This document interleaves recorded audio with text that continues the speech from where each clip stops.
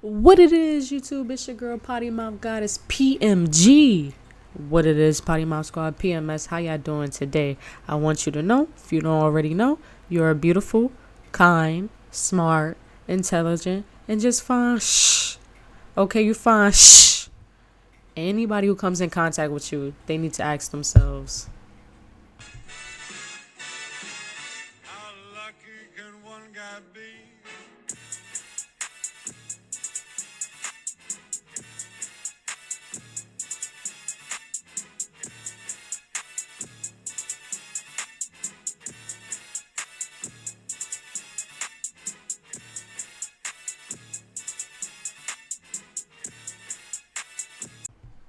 alright, but look, what I told y'all. I said we was finna be dropping some anime vids too. So for today's video, we got top 7 animes of mine that are my favorite and why. Alright. Now look, when we get into this top 7, if you're a usual anime geek expecting Attack on Titans or something on here, get the fuck out of here. Get the fuck out of here. I'm telling you, there is no Attack on Titans, no One Piece, no Bleach, no Dragon Ball Z. Though, I do love me some Dragon Ball Z. I need to rewatch it, actually. I haven't watched it since I was a kid. There's also going to be spoilers, some more than others. So, again, if you don't like that, get the fuck out of here. Get the fuck out of here. Alright. But now that I've made that clear, let's get right to the video.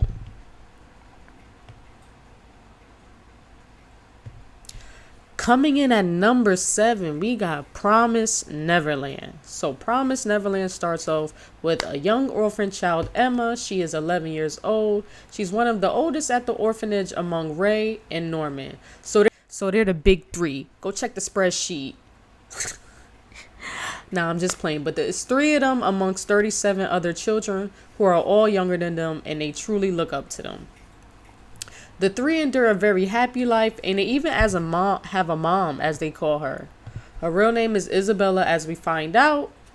In their eyes, Isabella is perfect and very nurturing, but she only has one rule: never go past the Great Wall.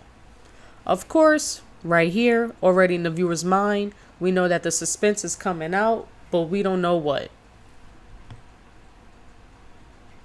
Some children are to be adopted, making the others sad, naturally. I mean, they grow a bond, you know what I'm saying? They close, that's gang right there. That's gang. I don't want to see you go. One little girl, Connie, who I believe is around 6 years old, the group is very attached to her, including mom. However, the night Connie gets adopted, Emma and Norman realize she left her favorite stuffed bunny. So they go, they trying to play superhero. Connie, you left your bunny. But at the wall, they discover Connie's dead body and her being mutilated by a demon. It is then that the mom is the number 1 suspect, and the 3 realize how evil she may be. The 3 then plan to escape and save all the other children before anyone else could be adopted. Unfortunately, Norman gets adopted before they can escape their home. Damn, Norman. Only half of the children get to join Ray and Emma, leaving the other half behind. Damn. R.I.P. to them kids. Nah, I think they survived, though. I think those kids actually survived. On their journey, they come across many demons and other creatures who they have to defeat, but they end up linking with 2 demons who turned out to be good fellows, Mujika and Sanju, who aid them to freedom. Before reaching freedom, they have to find Queen Lagarvalima. I think I'm saying that right. And Peter Rattray. They were managers of the farm, and it is discovered that mom was taken and held captive on this farm. And that she herself actually has a good heart, and alongside this crazy ass bitch who helped mom in season 2, were also born into this chaos. So they were once orphans too, and they were just forced to live this life.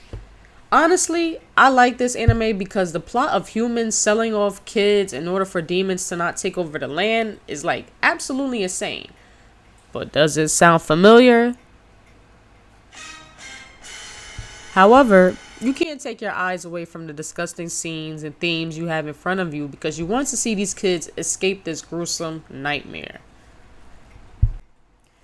Coming in at number 6, we have Black Clover. Black Clover starts off about two young boys, Asta and Yuno, who are adopted by a priest. When the anime starts off, we can already see the differences between Asta and Yuno. Asta is more loud and optimistic, whereas Yuno is more reserved and quiet. I really adore this contrast as it reminds me of my sister and I. The biggest difference between them both is that Yuno is deemed more cool and has powers, while Asta only has strength and endurance due to his extreme will and the determination of exercise. Literally, like, this man is a baby One Punch Man. Well, I wouldn't say a baby One Punch Man. You know, if it really comes down to it, Saitama and Asta, if they have a fight, I ain't gonna lie. If Saitama, I don't think anybody can defeat that man. If he lands one hit, you're done. One Punch Man. Like, but you can imagine how the others treat Asta at times, but that doesn't stop him from attending the Wizard King competition, which I really like about him. His determination. This man has no powers, but he's like, man, fuck that. I'm still going to try to become the Wizard King. And what about it? What about it? So the Wizard King competition is people with powers are to perform against selected wizards and officials. There are 4 different forces within the wizard realm. Having obtained a 4-leaf clover, Yuno is believed to be the next Wizard King, as the clover was only used by the first Wizard King. Asta obtained a 5-leaf clover, which we later learned was held by a demon who uses anti-magic. I just think that's so cool. Like, I could counter any magic that you throw at me. Like, I don't have to have power. Like, what you trying to do? You trying to throw a purple spear at me? Purple lightning spear? Ying! That counter, that shit go right back to you. Like, that, I think that's just so cool. Asta is chosen by the Black Bulls under Yami Sukehiro. Now, here's why I love this anime. First, the plot as to whether Asta becomes Wizard King or not, spoiler alert, he does, is good enough in itself. Next, the reason we have is the fights. I mean, come on. The fights and their powers. This motherfucker, Asta, like I said, he can counter anybody using magic in a fight, which is what all wizards use. It makes the kid damn near indestructible. Like, he has dark magic. She is like a fire-breathing lion. This girl is basically the most gluttonous Kirby you can meet. Luck can paint anything and it becomes reality. To me, this is like one of the most unique powers I've ever seen an anime character behold. Like, anything that he paints comes to life. Like, I think that is just like so cool. Like, what? Like, you know what I would paint? I would paint myself being rich, like $1 million. What? Yes, I will. He's definitely one of my favorite characters.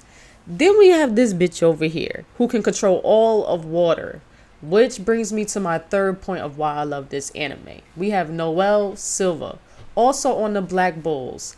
I have a love-hate relationship with this character, and you know, she's annoying and she can be stuck up, but I'm not gonna lie, I do see a bit of myself in her, as I really recently discovered that I might be a bit of a tsundere. All right. Just a little bit, not too much, not like her, okay? But she clearly has feelings for Asta, but decides to crack on him every chance she gets. But I feel bad because her siblings are leaders of the Silver Eagles, and while you think this would be good, no. They're rich, stuck-up brats who blame Noelle for the death of their mom. When Noelle was just a baby, a few months old, their home was under attack. Of course, like any normal baby under distress, she kept crying as their mom tried to hide all of the kids from the invasion. But of course, not wanting to sacrifice her newborn and let the invaders find Noelle, she fought them herself and died. They bullied Noelle and put her through hell. I mean, cruel pranks, pulling her hair, hitting her, teasing her. All because she can't control her powers at that too. That's like the main reason they tease her. And they exclude her, and most of all, they always remind her, a constant reminder to know that she is to blame for their mother's death. Yeah. Really heartfelt, you know? And I see why it's so hard for sis to communicate those feelings. She wasn't allowed to have any her whole life. Overall, it's a really cool anime, and I definitely recommend. Coming in at number 5, we have Steins Gate. If you've already watched the show, you know that's exactly how the main character says it. Okabe, a mad scientist who has a group of friends called Future Gadget Laboratory. These guys made a time travel machine using their microwave. Literally, they cooked. They legit cooked. They created a software called D-Mail where messages allow them to travel through different timelines. Word gets around, and well, they make new ops. CERN, another time travel organization, which is trying to create the greatest disaster known to Tokyo in hopes to then create a dystopian society. But they want to do this by completely wiping the people of Tokyo's memories before traveling to a different timeline. What I really like about this anime is how well they grasp the emotions of each character and share their backgrounds. We all learn that they all have a past that they need to accept. The main story, which is how Kirisu and Okabe met. Okabe saved Kirisu's life and she felt the need to help him with the creation of the time machine. But we soon learned that the timeline that Okabe is in with Kirisu is the one on which Miirisu, I think I'm saying that right, Okabe's best friend, dies. And in some other timelines, it's vice versa. Kirisu is killed and Miirisu lives. The anime does a great job at exploiting the character's emotion while keeping the suspense and psychological thriller of the plot going. We see how negatively impacted Okabe's mental becomes as he is trying to find the solution of saving both his best friend Miirisu and his new love interest Kirisu. The goal is to be able to save both of them and prevent CERN from creating a catastrophic dystopian society. But it just seems impossible to find the right timeline, and he may have to decide saving Miirisu or Kirisu as the timeline might not allow for him to save them both. I like how each character is different and they bring something special to the story. Okabe, he's the leader. He's very much cuckoo in the head, very much impulsive. Kirisu, she's very much quiet, reserved. Miirisu, she's very childlike, very like, oh, let's go play in the fields, let's go play in the flowers. Like very kid like, very innocent. And I really like that. And that's what Itaru is, like your typical snotty nosed pervert. You know, that's what he is. That's what he brings to the show.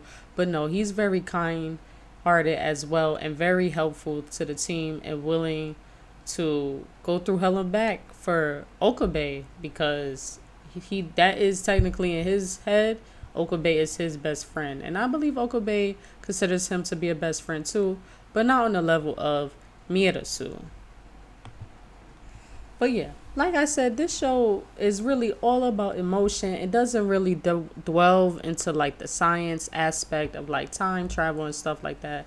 So if you want an anime more like that, where you don't really want to get into the mathematical and scientific things, then yeah, I definitely recommend.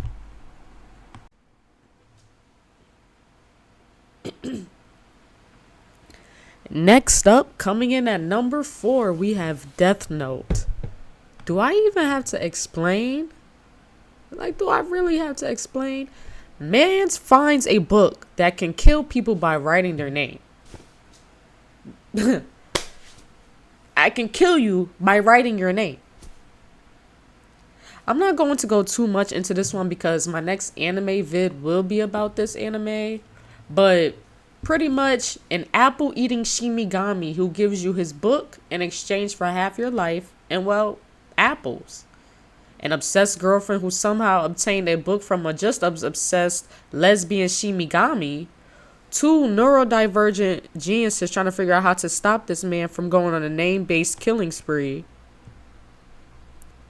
Yeah, what can you possibly not like about this anime? What I like most about Death Note is how well the ending leaves people up to suspense about what happens to Light Yagami in the afterlife. Does he simply just die? Does he become a Shinigami? What happened to Ren? All these questions, yet still very fulfilling anime.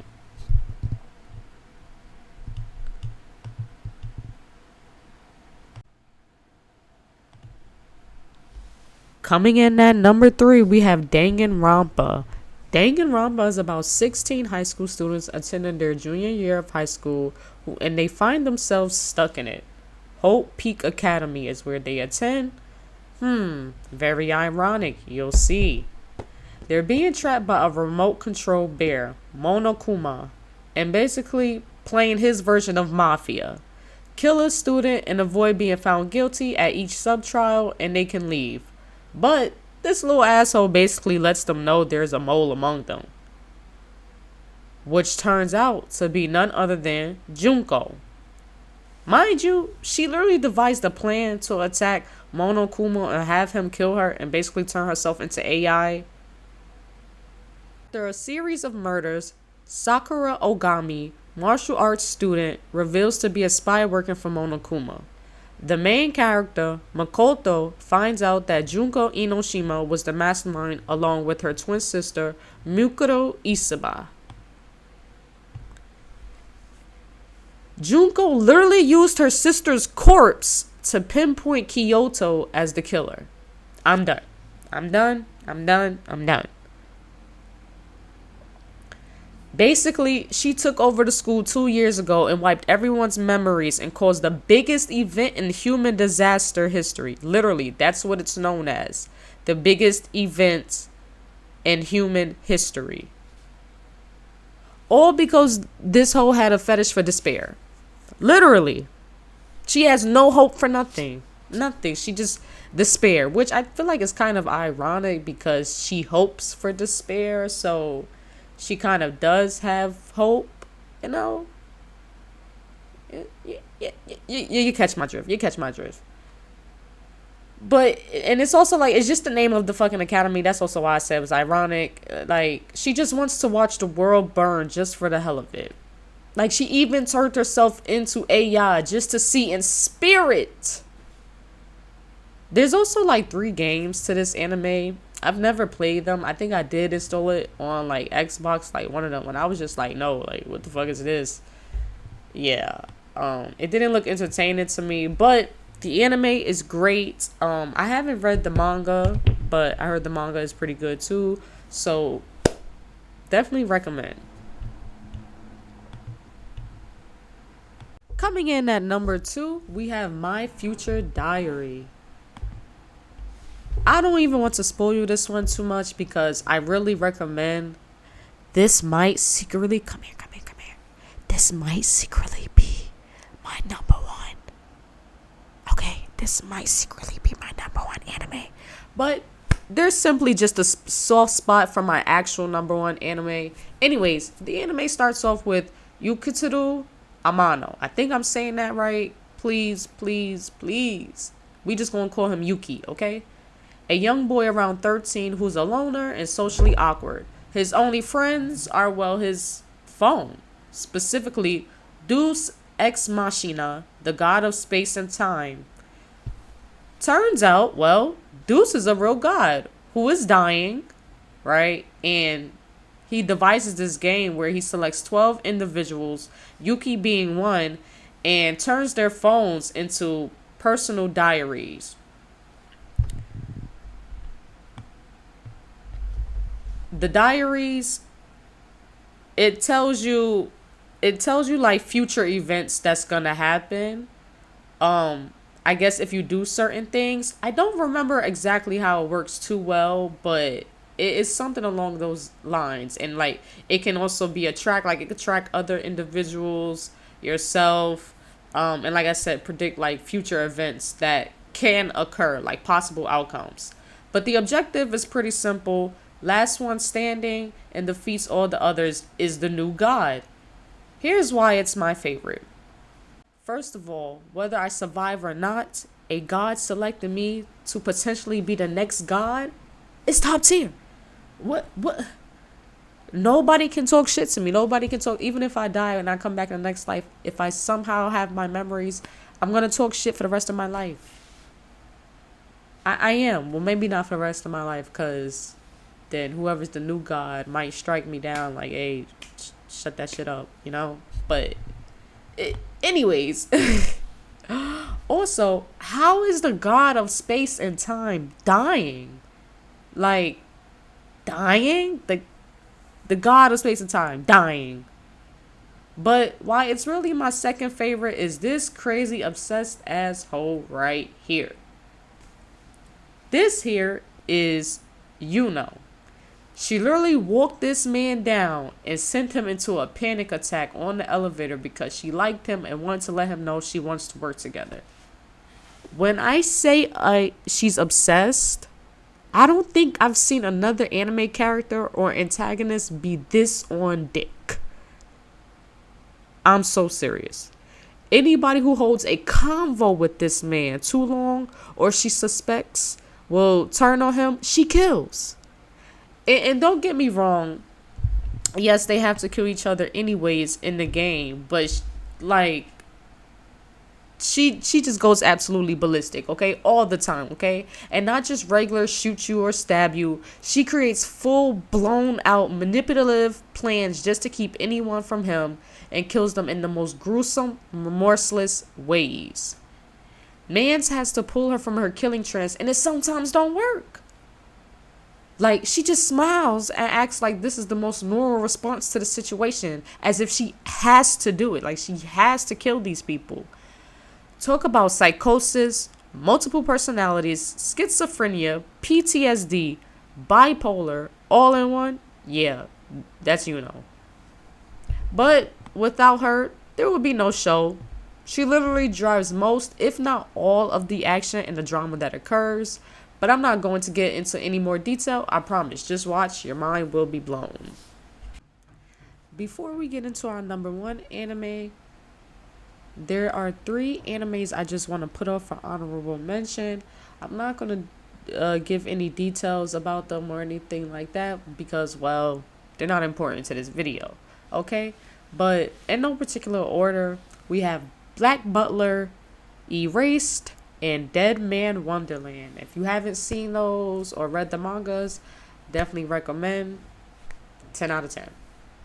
Well, obviously, if they're not my number ones, they're not 10 out of 10s, but they're out there, okay? They're good. They're good.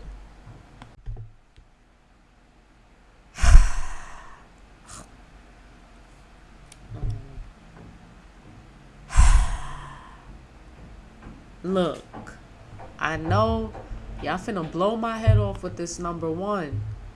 Y'all gonna be like, what the fuck? This really your number one? Yeah, this my main bitch right here.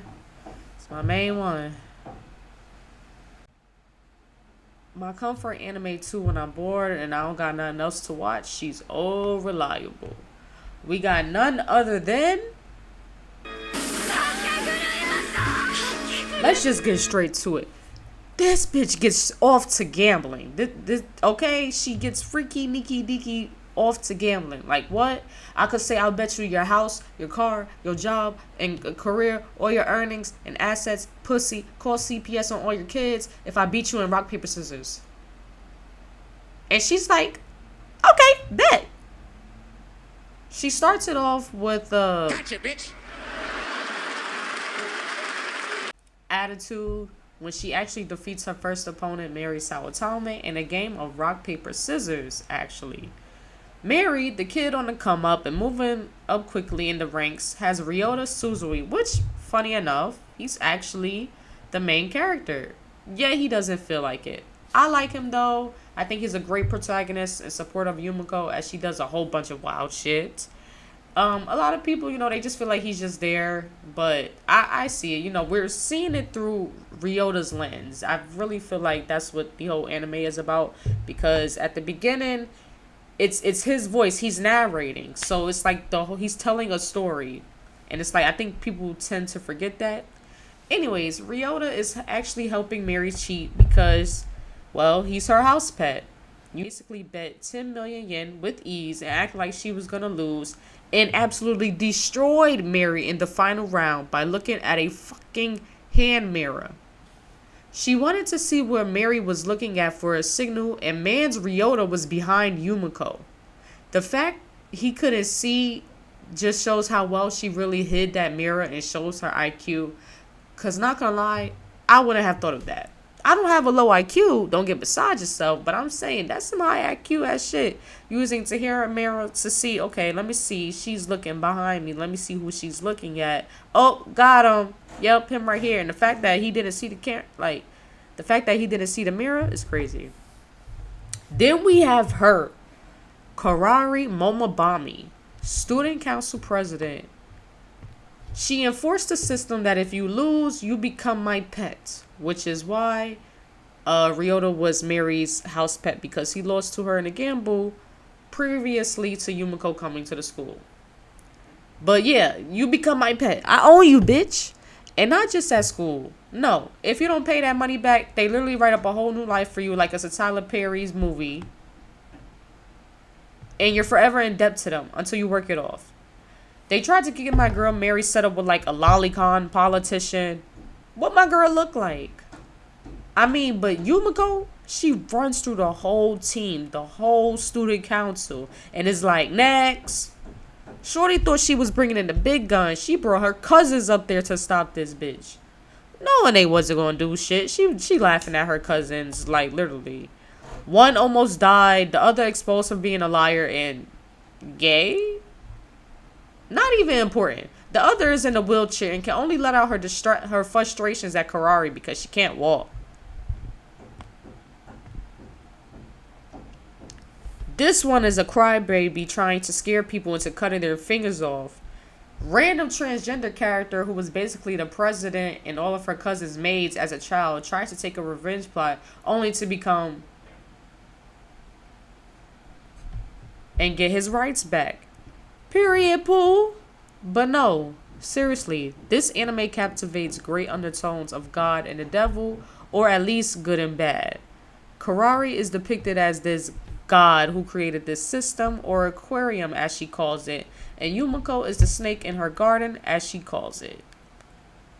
So I guess it's kind of like a Christianity theme. I do see lots of Adam and Eve themes thrown in there with some of the characters who have love interest with one another. This can be seen through Itsuki and Kaede. Itsuki was completely shattered by Yumiko in their game of matching cards. We're just going to call it that. Kaede is someone who usually takes the high road and the safer options in his gamble. However, when it came time for him to play Yumiko in choice poker, he panicked and gave into the temptation of calling or raising instead of folding final round. He did this because he couldn't let Itsuki undermine him as he felt superior in their relationship. But he fell right into Yumiko's trap just like she did. And then he got wrecked. Okay, like when I say wrecked, he got wrecked so badly, his hair turned white. And he had to go to the hospital. On top of that, he was talking shit about the president and being aggressive with her girlfriend, Sayaka. She fired his ass from the student council. I think it's a big canon that Karari and Sayaka are dating. Don't quote me though, but I'm pretty sure of it, okay? Okay, I stand them too. But yeah, this show has lots of lesbianism as well for all you horny dogs and cats out there. And of course, I keep up with the manga, but I'm not trying to spoil you any more that I have. The anime is only 2 seasons, 10 or 12 episodes each, but the manga is probably like 5 or 6 seasons worth. I say if you want to watch the anime first, just watch until the Rei arc because none of that's in the manga. But seriously, go check it out. Woo. Y'all, I have just finished editing this video. Oh my god. Took a couple of hours worth. I split it into about 2 days, but yeah, this was some work, but I'm really proud of myself. I watched it back. I really enjoyed the video myself. I'm hoping y'all like it. I don't know if you could tell, but I was pretty nervous making the video. I was a little nervous. I didn't really know what to say. Really, I was like, is this a really good like reason as to why I like the anime? Like, trying to figure out like the best thing possible to say. But overall, I think I did a good job. Y'all let me know what y'all thought about this video. PMG. I'm out.